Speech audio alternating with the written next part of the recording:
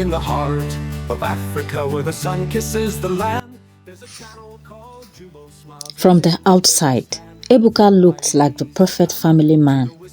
Handsome, working class, always sharply dressed and married to Uju. A devoted wife with 2 beautiful children. People envied their happy home, but inside their home, it was a different story. Uju had become invisible. Ebuka, like many men who think love is only found in novelty, had become bored with Uju. Her natural beauty, once admired, was now too local for his taste.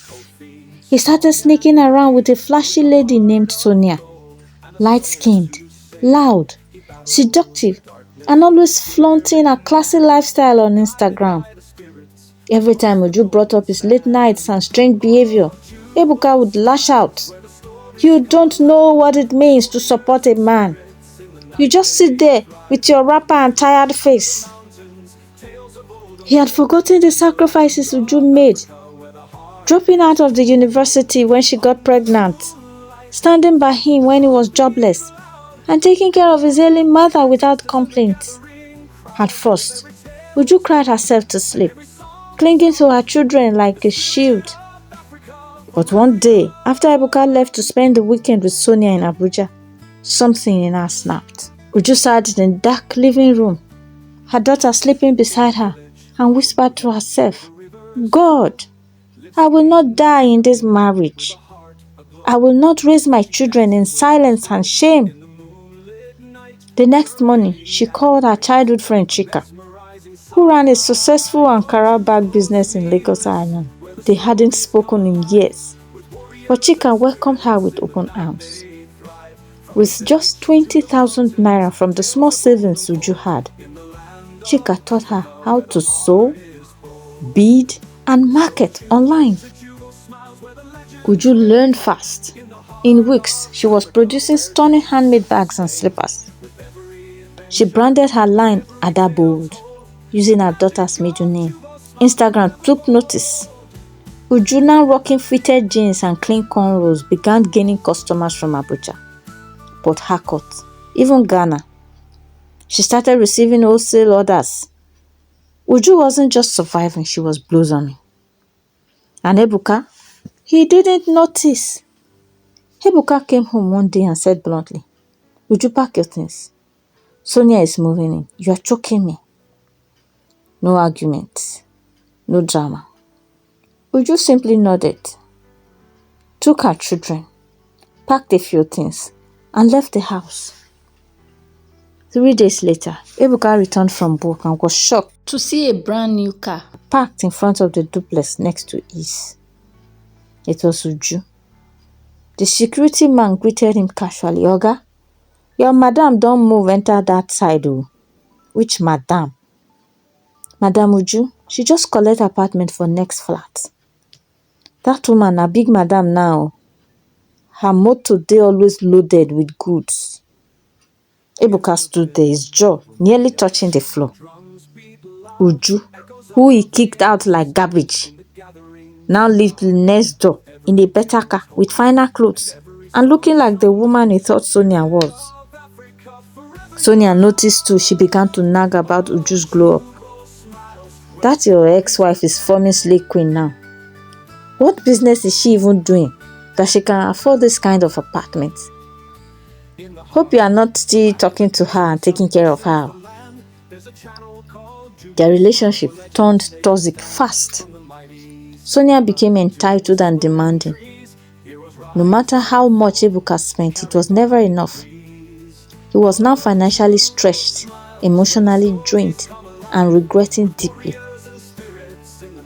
One Saturday morning, Ebuka watched through his curtain as a tall, elegant man in a wine-colored suit walked Uju to her car. He was holding Uju's branded bag and laughing like a man in love. The kids hugged the man freely.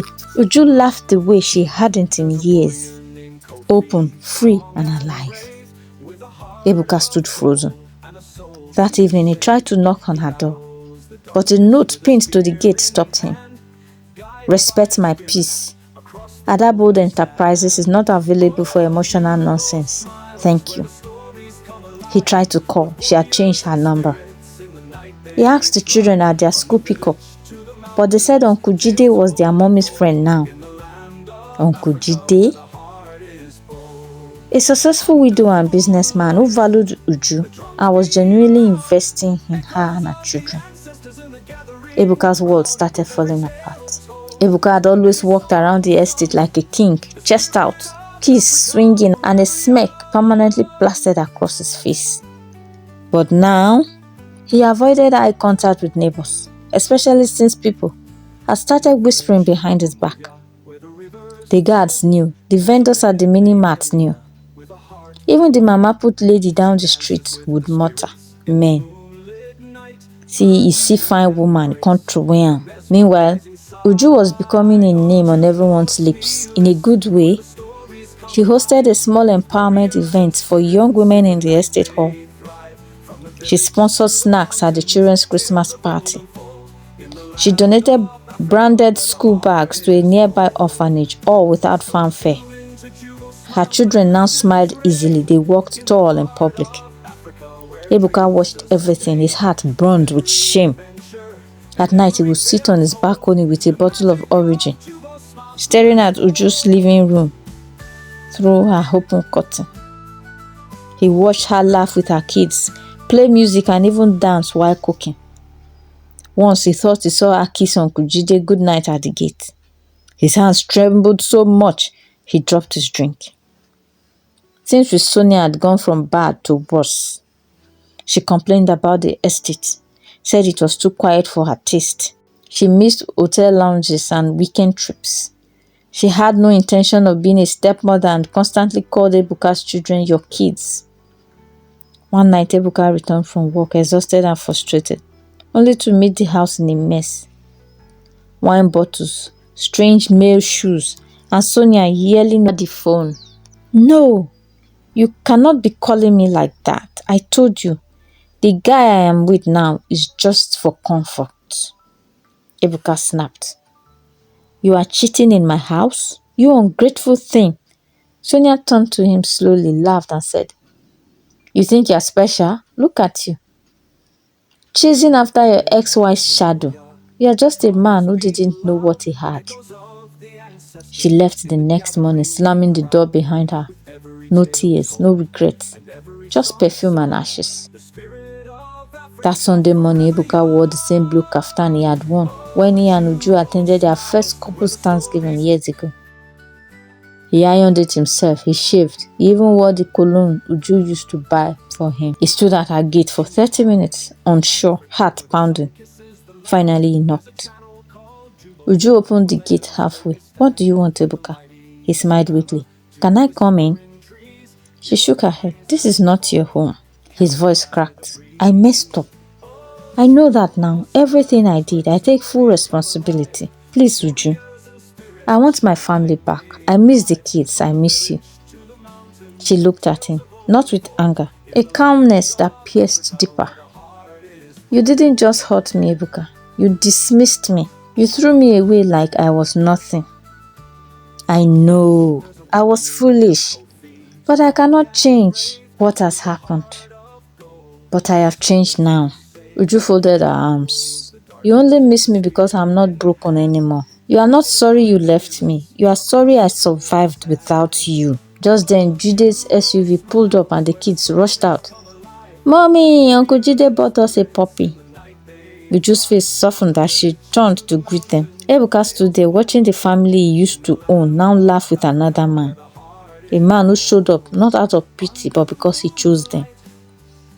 Later that week, Ebuka sat in his car, engine running, tears rolling silently down his cheek. Everything he had, love, stability, respect, he traded for excitement and empty validation. Now Uju was a brand, a presence, a woman admired by many and owned by none. And he was just her next door neighbor. A shadow of who he used to be.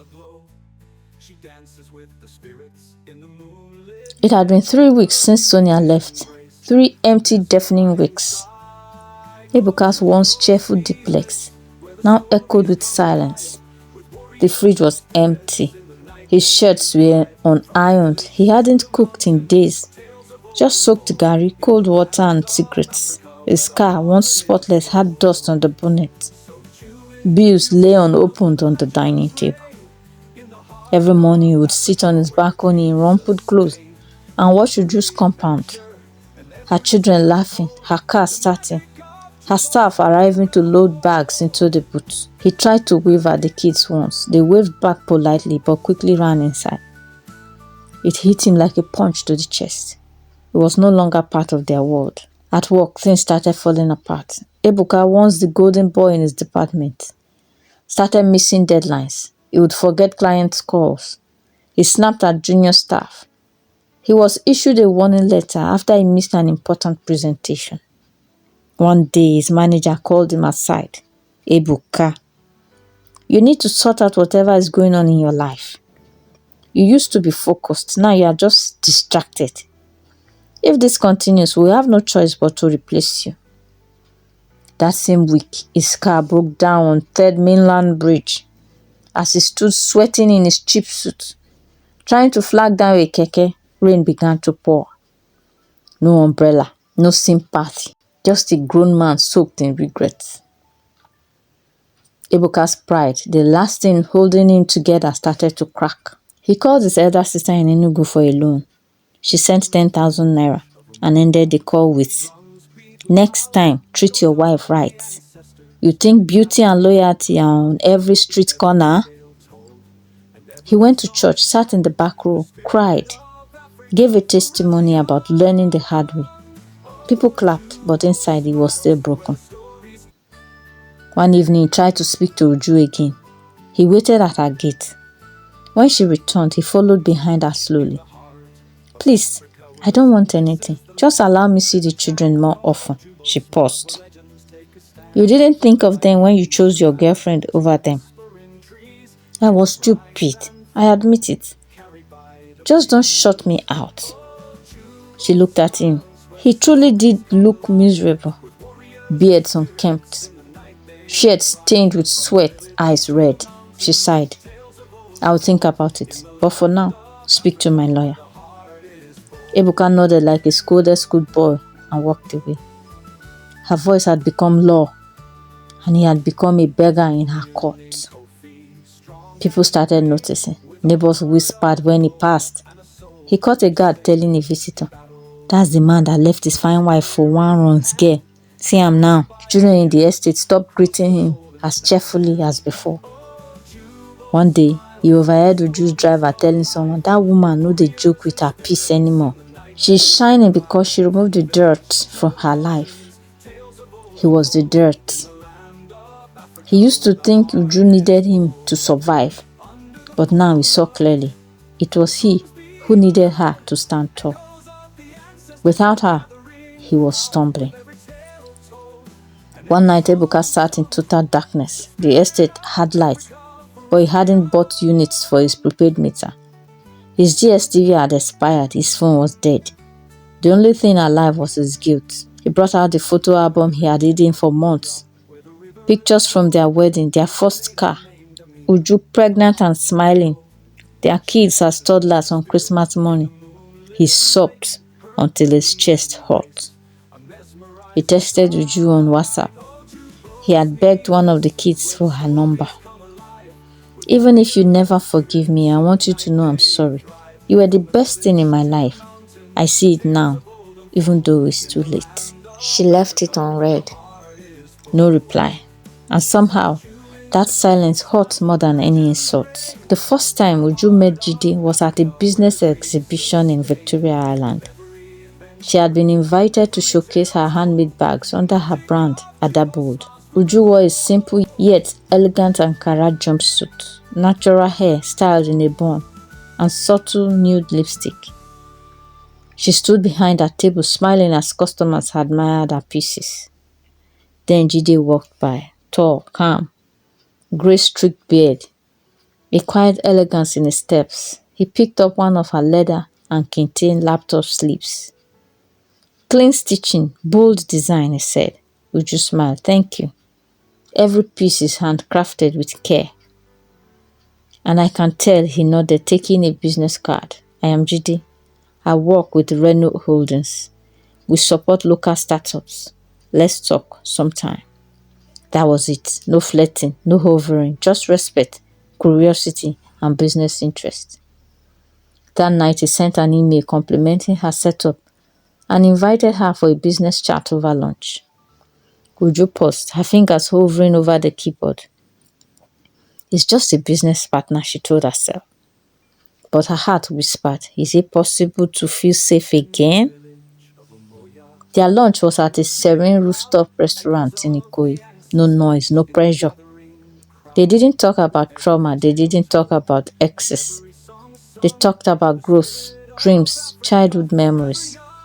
Jide told her about losing his wife to cancer 5 years ago and how he took a break from dating to raise his 2 sons. I've been a father and a businessman for so long. Now I just want to be present for someone if they will have me. Uju looked down, nervously staring at Zobo cocktail. I used to be someone's second option. I can't go through that again.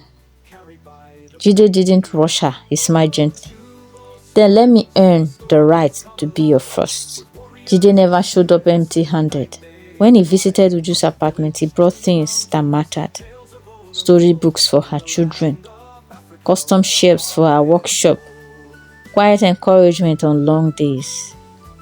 One evening, after helping her label over 200 orders for shipment, he said, I've seen a lot of women try to be everything and still feel like they are not enough.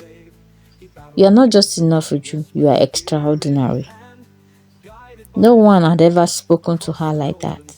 Her heart, which had long been barricaded with disappointment, began to open, brick by brick. Even her children noticed. Her son asked one night, Mommy, is Uncle Jide going to be our daddy? She smiled, gently brushing his cheek. He's just our good friend for now. It was in the little things that Uju realized that Jide was different. He would drop her off at vendor locations and wait patiently in the car. He never raised his voice. He remembered the names of her staff and greeted them warmly. He took her to a private art gallery for her birthday, not to impress, but because she once casually mentioned she loved colors and African stories. I pay attention, he said simply. One Sunday morning, they sat side by side at her dining table, peeling yam for porridge. He wore one of her adaboed aprons. She couldn't help but laugh. You are the first man who doesn't make me feel like I have to shrink myself. Jide looked into her eyes and said, why would I want someone that is small, when God clearly made you to be seen? Uju's throat tightened. That was the moment her heart whispered, maybe love doesn't have to hurt. Uju's business expanded. She opened a physical store in Lekki Phase 1. Jide helped negotiate the lease, ensuring she got fair terms. Her children started calling him Uncle J affectionately. At the school's cultural day, Jide showed up in a full Adaboda Agbada, customized by her. Parents stared, teachers whispered. One said, ha, Uju is truly glowing. Look how that man holds her bag like it is made of gold. Another added, na so it dey be when woman no dey cry every night. Ebuka, standing across the field, watched them pose for a family photo. Jide held her son on one side, Uju on the other, all wearing matching Ankara. Ebuka felt like a faded ghost. He was watching his children laugh in the arms of another man, and for once they weren't pretending. Ebuka had lost everything: peace, pride, respect and love. Now seeing Jide wear matching outfits with his children was like poison in his veins. He watched from the shadows, clenching his fist. He couldn't take it anymore. That night, he downed 2 bottles of Alomo bitters and started pacing his living room like a caged animal. She can't just erase me like that. After all I gave, after all we shared. He brought out an old worn file. Documents from when he and Uju had their wedding. The dusty photos, the cake, the cheap white dress, and then something caught his eye. The marriage certificate. There was no seal. He flipped through the paper. The officiating priest, One pastor in Rafe wasn't even licensed. He had been a roadside prophet Ebuka hired for 15,000 naira to officiate a rushed ceremony in the backyard. The truth hit him like a hurricane. He never truly married Uju. Ebuka thought he could use the truth to his advantage. He stormed into Uju's shop one Saturday morning, eyes bloodshot, file in hand. Staff members watched awkwardly as he bashed in, raising his voice. "You think you have escaped me? You were never my legal wife. Uju, our wedding was fake. That means your so-called relationship is adultery." The shop went silent. Uju looked up slowly from her laptop and stood. "Ebuka, leave my store." He banged the file on her table. "I swear, I will go to court. I will drag your name. I will." Suddenly the door opened. It was Jide. Calm, steady. He walked to Uju's side and placed a protective arm around her shoulder. "Ebuka, you just exposed yourself. You admitted to deceiving a woman into a fake marriage and pretending to be a husband for over 10 years. That's not just evil, it's criminal." Uju stepped forward, now her voice low but full of steel. "So you never married me, yet you claimed me, used me, abandoned me, lied to the children. You want to use this shame to control me?" She laughed bitterly. "Thank you, Ebuka. You just freed me. More than you ever did in our years together." Security was called. Ebuka was escorted out, still screaming threats. 2 weeks later, Uju's lawyer filed a criminal deception and emotional abuse petition, and a restraining order was issued against Ebuka. The children were informed gently and truthfully that the man they called daddy had deceived their mother. Uju made sure to shield their hearts, but she took them. Jide, ever patient, waited until the dust settled. Then one quiet evening, during a private dinner at the same rooftop where they had their first lunch, he pulled out a small velvet box. "Uju, I don't want to replace your past. I want to honor your strength and share your future. Will you let me love you the right way? Forever?" Tears filled her eyes. She didn't cry out of pain this time, but she cried out of peace. "Yes, Jide, yes." The wedding wasn't loud, but it was real. Uju wore a soft flowing ivory gown with gold embroidery. Regal, radiant, refined. Jide stood tall, proud with her children beside him, now calling him Daddy Jide with genuine love. The priest, licensed and legitimate, stood before a crowd, filled with joy, not whispers of regret. And when he pronounced them husband and wife, Uju closed her eyes and whispered, "This is what love is supposed to feel like." Ebuka moved out of the estate quietly, no send forth, no tears.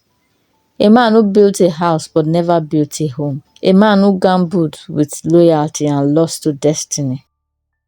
Uju, now Mrs. Jide, became a mentor to young women, teaching them that survival is good, but healing is better. And that the love you give yourself is the greatest power of all. Never underestimate the strength of a woman who finds herself again. Love her right, or watch someone else do it proudly. If you enjoyed this story, don't leave without hitting that like button, sharing it with someone who needs it, and most importantly, subscribing for more powerful African stories that inspire, heal, and reminds us of who we truly are. Every week, we bring you deep, emotional tales rooted in real-life African experiences. So, join the family, hit subscribe, turn on notifications, and never miss a story that speaks to your soul. With warriors and spirits in the night they thrive. From the village to the mountains, tales of old unfold in the land of Africa where the heart is bold.